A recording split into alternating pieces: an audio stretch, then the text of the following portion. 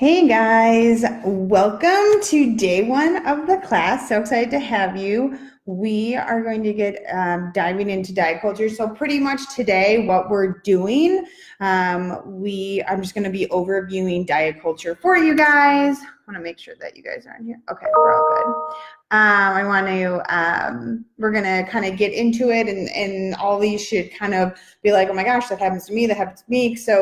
So we are aware of these things and then what to do about them. And we're going to see these through the next 6 weeks and we'll focus on each one of them, but let's start diving in. So what, where, how, and what we can do about it. And then at the end, again, I'm just kind of introducing the class and what's going. We're not going to get into nutrition principles until Wednesday because I just want you guys, don't want to give you guys too much at one time. So we're going to dig into diet culture. So first I want you to think about like what comes to mind when you see these photos.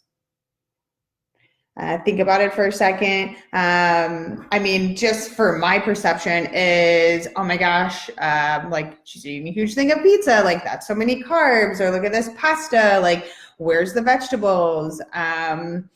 We see so many photos of people with their shirts off and like showing their stomachs and like, oh man, I wish I had a body like her or whatever. So all of these are part of diet culture. And then, on the bottom, it's like good food versus bad food. The food on the right, I should feel guilty for eating and I should never eat versus food on the left. Food on the left was like, these are the foods I need to eat and you feel pressured into it. So again, they are diet culture is everywhere. But what is diet culture? It doesn't necessarily mean we're on a diet, right? People could be gluten or dairy free because that doesn't sit well with them. They could be a type 1 diabetic and they're on a diet for that reason. So diet culture is just like any culture, it's a systems of beliefs. Number one, we are worshiping thinness, and we're equating it to, being better than other people, feeling not being enough since we don't look like the ideal. So it will promote weight loss to obtain that higher status. So, just because someone is skinnier than you or looks more fit than you means nothing that they're better than you or have a higher status. So, and diet culture will spend time, money, energy to have you achieve this status. So, another thing, it demonizes certain ways of eating while elevating others. So, you only can have this food. Whoever eats this is a, bad person, and it's saying like good and bad and cheat meals and things like that. So can make you ashamed of your food choices. We'll get on to that. And then lastly, it persecutes people who do not match this picture of health. Everyone is so different. There's no, two similar people, and, persecuting these people for not looking a certain way or eating a certain way that we think is, the perfect picture of health, that's going to damage both mentally and physically health. So again, we'll come back to this, but just wanted to show you what really diet culture is. And so answer these questions, right? Do you have any food rules? What are your food rules? Do you fear any foods? Would you stay away from them because you feel like you can't eat them or like you're going to go crazy on them? Are you naive or gullible when it comes to hearing things like, oh, Susie did this. Oh, I'm going to try this, right? Or they said, eating meat will cause cancer. Oh, I can't eat meat, right? So are we gullible? Do we believe that we should weigh a certain number? Like, oh, my BMI says I'm overweight. Should I be less than that? Is losing weight your goal? We'll get into why that's not a great idea. Do you feel guilty after eating foods? I mean, who has not? We've all been there.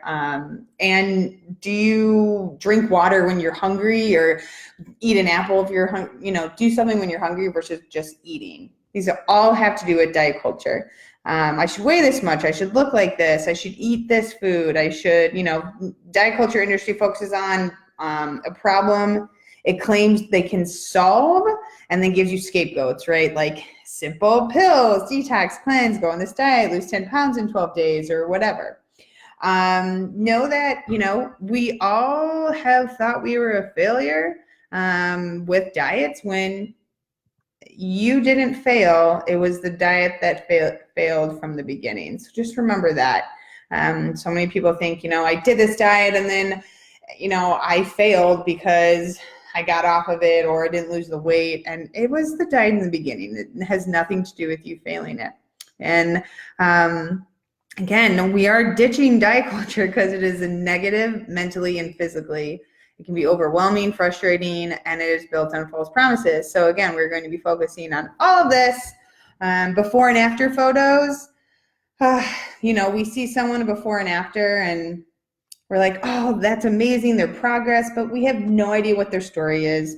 We have no idea, what their relationship with food is or what themselves is. I know a lot of people said, the fittest I've ever been, I was probably one of the most unhealthiest I've ever been because I restricted myself so much. So, before we dive into this, right, women are made to believe that they are not good enough if they don't fit into a certain pant size or look a certain way. And ultimately, dieting doesn't work in the long run to solve these made up issues. We all know that, if we restrict ourselves or if we go on a diet and we lose a bunch of weight, we gain that weight back very easily. Okay, so is dieting about being healthier, right, and happier because we're healthier, or is it about being thinner, prettier, and then therefore happier, right? So it's trying to get away from this idea of like, what are they telling me I should look like, which is like, hey, what's best for me? What's my healthy weight? And what do I feel best at, healthiest and happiest at?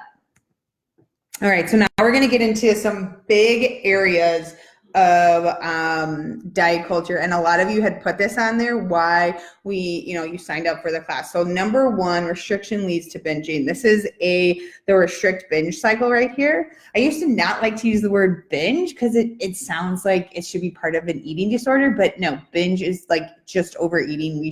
It's completely fine, and obviously we don't want to be overeating or binging, but that happens if we're going to restrict ourselves. And then so you see, we restrict, we deprive, we crave, we give in because we're human, and then we feel super guilty after we overeat this food and we feel bad. So it's literally Xing this out and not doing this. So we want what we can't have, just like any kid. We are human. We're going to have a weakness and we're going to give in at some point. And really binging, I want you guys to think, is our body's response for survival. So think about that. I just want to come on here and make sure. All right, Cindy's on. Sweet. Hey, Cindy. And, just remember that. So with this, what are we trying to do? We're trying to have food freedom. We're trying to, hey, one goal, like, hey, if you restrict yourself, you don't put chocolate in the house, let's put some chocolate in the house. And you tell yourself like, hey, I can, look at the second to last bullet point, I can have any food I want. I can have this chocolate. However, I'm choosing I'm not going to have the chocolate because I'm going to have, a glass of wine, or I'm going to have this chocolate, but I'm going to have one square and I'm going to enjoy this. And because that's part of self-respect too. So if that makes sense, right? And it's all comes into food freedom. If you look at the bottom, there are ways to eat healthy without restricting your body or allowing yourself to enjoy food, right? So I want you to realize that we do not need to restrict. So food rules versus food freedom. Here it comes again, food freedom. I can't eat after 7. I have to avoid XYZ because I was told it was bad for us, like gluten and dairy, versus it doesn't work well with my body. I only can shop the perimeter of the grocery store, like everything in the aisle's bad. I can't eat processed foods. Sugar is bad for me. I got to stay away from sugar. Peanut butter has too many calories, too much fat. So, I only can eat a little bit, or I can't have it. I should only eat egg whites because the fat is too much. Bagel has too many carbs. I can't even touch a bagel. I don't want to eat between meals because, I'm trying to lose weight. And all these things like that. Everyone has different food rules, but think about your food rules. We'll get into that and how to work through those. The all or nothing mindset. I see this a lot as well. Oh, I ruined my diet for the day, I better just go. Or I had 2 drinks, I better just have 3 or 4. I did horrible this first half of the day, let's blow it out the second half. You never feel enough, nothing's good enough. No, there's 21 meals in a week. We need to get out of this all or nothing. We need to get out of this perfection. So many women think we need to be perfect. We do not need to be perfect. So it's just remembering that, and we will, again, eating the entire tub of ice cream and never feeling satisfied. This happens a lot with restrict binge. Is when we restrict ourselves and then we finally give in and eat. Or if we don't eat a lot at the beginning of the day and we are eating so much at nighttime, we never feel satisfied, but we feel bad afterwards, right? So it all kind of comes together. Food anxiety, whether you're with yourself or with others. Food anxiety could be in the grocery store. You get you want something, but then you can and you get anxious about it. It could be at lunch with your friends or family and, thinking, are they looking at my food? What are they thinking about what I eat? Or, going to a friend's party, bringing a scale, not eating. I've seen all of these things. Scared of seeing family that you haven't seen in a while. You're afraid about comment on their weight or your food. Saving up for tonight's pizza dinner, which please don't do, and we'll talk about what to do about that, but it's more so respecting yourself and eating nourishing foods throughout the day. So different foods make you fat. Again, all food anxiety that we want to be pushing away. Body image, right? So diet culture tells you should look a certain way. And no one is, it's having us accept our bodies and start liking and loving them more. It's a process. We don't need to love everything about our body, but we need to start respecting our body, and liking taking care of it, and seeing all the good things. So some people want their body, when they were 20, when they were 30, when they were 15. Our bodies change for a reason. And it's just making sure we, nourish them. It's 6-pack abs. I've heard flat stomach. Everyone wants to get rid of that belly fat, and you've seen all these belly fat burners and things like that. Just those are diet culture words, and everyone is different. And realizing what your healthy looks like you don't have to have we don't have it's insane. A lot of people with 6-pack abs, they're at their most unhealthy at this time, because it's just not natural for the majority of us people. So it's being happy with their body, and we'll work on different visualizations and affirmations to help with this. And as long as we're starting to take care of our body and respecting it, we're going to feel better, and we're going to be have more pride towards it. Loving all the amazing things your body can do. This is huge. And remember, your appearance is not your key worth, right? We need to focus on things that you love on your body versus what we don't like, which we will totally be working on. Because what happens when we look at ourselves in the mirror, we look at what we don't like. So look for that. And I already kind of talked about this. We don't need to love our body, to respect it.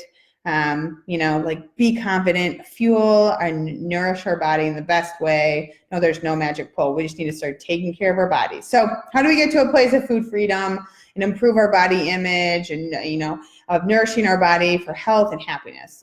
Where and how to find this balance. Ultimate goal is to have a healthy attitude towards food and body. That's my goal for you. And we continue to have to work on this. So do I. So begin to love taking care of yourself. Respect yourself. You're already loving it. You're already taking care of yourself because you guys signed up for this class. Good job. I love it. We're going to talk about honoring your hunger, eating when we're hungry, feeling our fullness, how we're rejecting the diet mentality. We're making friends or peace with food and ourselves, our bodies. We're fighting the food police, which is in our mind, like all you guys said, the food police is your food rules and your food anxiety, and this is good and this is bad, and we're going to challenge that. And those are all the things that just come into us diet culture. We're going to move our body. We're going to focus on other aspects other than just nutrition, but moving our body throughout the day, exercising. How do we stress management when it comes to emotion and feeling those emotions and how to deal with that versus doing it through food. So again, we are ditching food rules, diet mentality, restriction, thinness. We are beginning to nourish, love, enjoy, and respect, right? So that's what this is all about. Okay, so now these are things that we can work on, right? We're going to fall in love with taking care of ourselves. We love to take care of other people, but we need to take care of ourselves. Food, we're going to nourish foods for health. We're going to enjoy our favorite foods.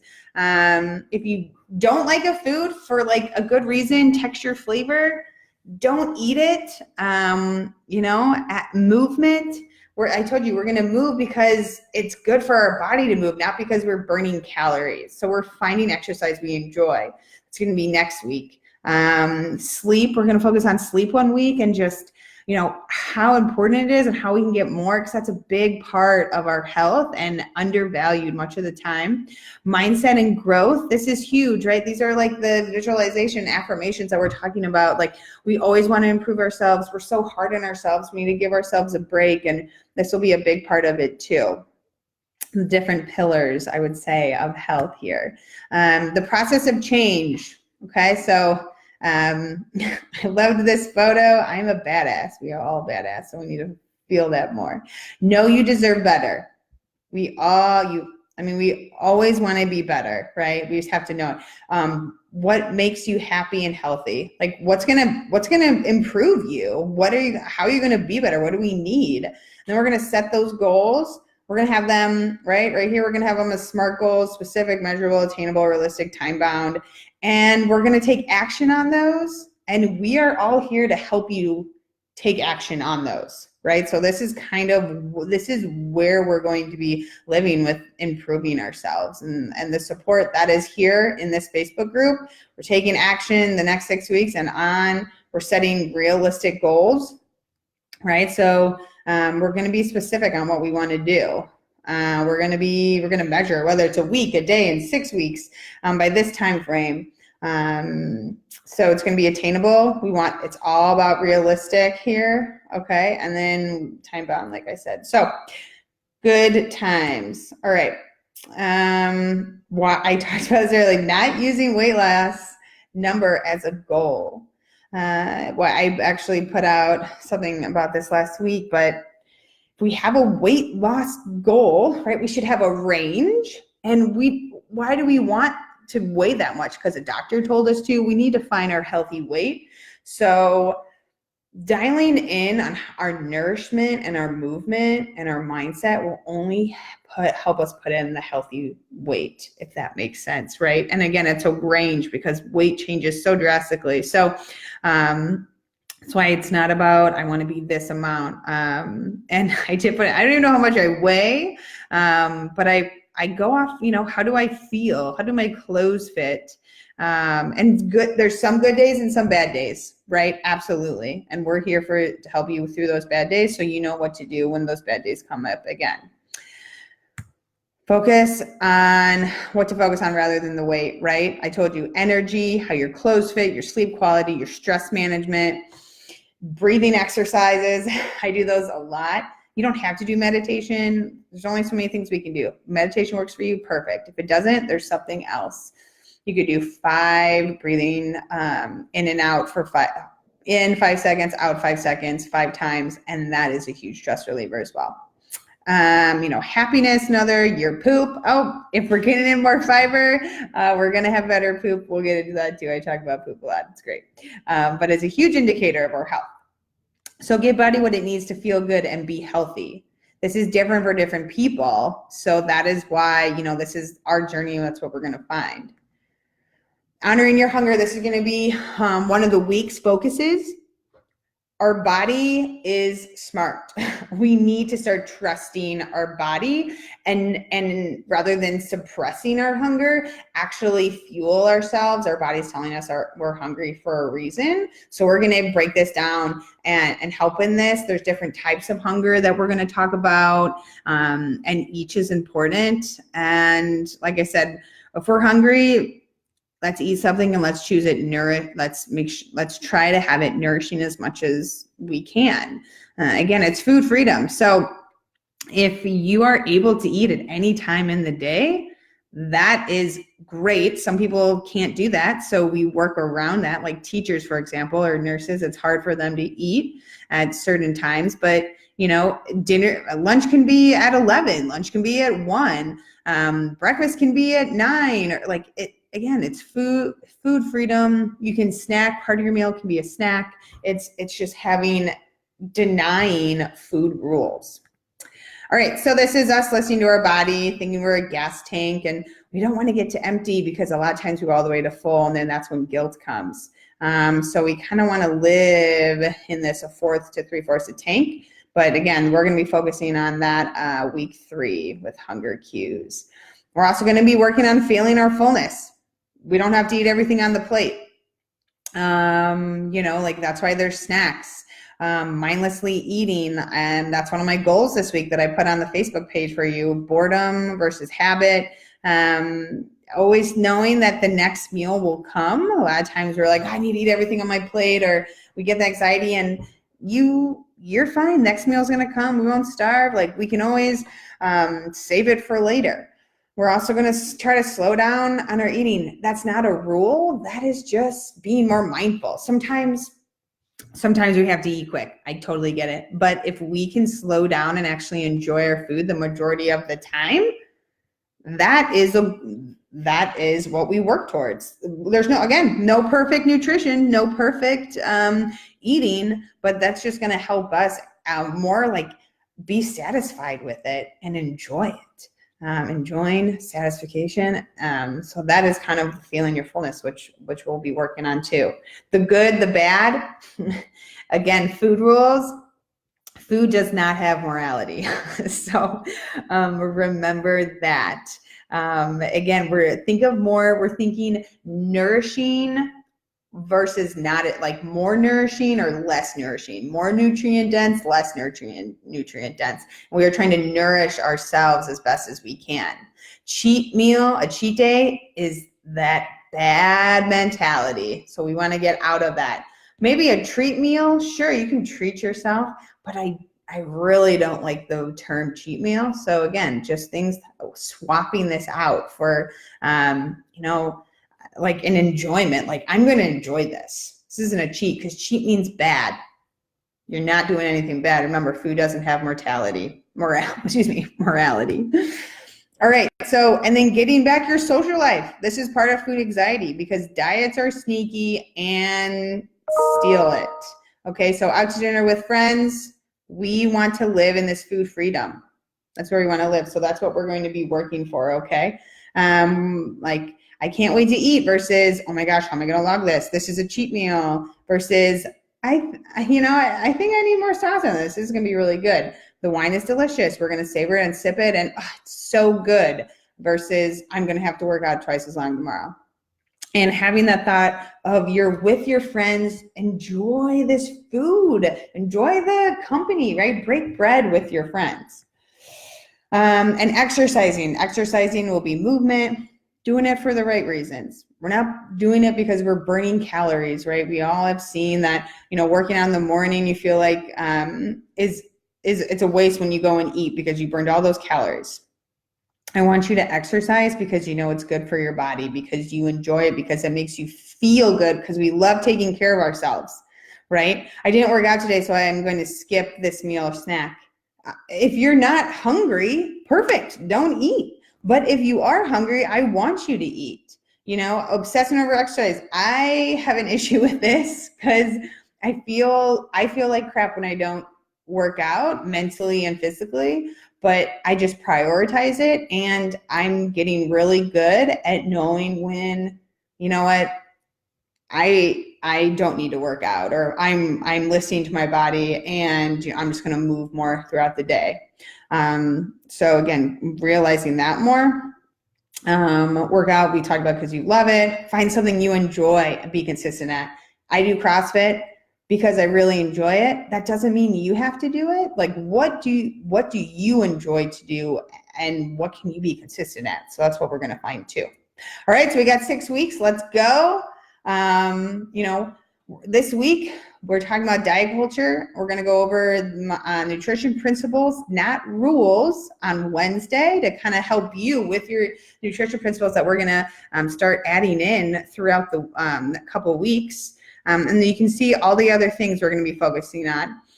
You know, how to build your kitchen, how to stay hydrated with like kitchen staples, how to move more. We're going to talk about movement next week. Hunger and fullness will be week 3. Stress management is week 4. While also like I'm going to help you like how to build meals, and not give you a meal plan, but give you a template, give you some ideas. Adding variety to our plate, joy setting versus goal setting, eating out. So all these things we're going to cover this week. You know, everyone's on the Facebook groups, I think, so far. So introduce yourself. We did the video. I just put up a nourishment exercise we're going to do every week. I put it in the comments, or write it down, or take a photo of it and share it. And we're going to do, I will send out some different focuses each week, a couple of times a week, for you to challenge yourself that day. So I think there'll be 3 or 4. I'll send out one tonight. It's not like it's a challenge or anything. It's just ideas, right? And for different areas that will go along with what we're doing this week. Other than that, guys, ladies, that is all I have for you. So let me know what else we can do. Be involved, and then we will go from there. I'm super excited to have you guys. Give me your questions in the comments, and I will be happy to help.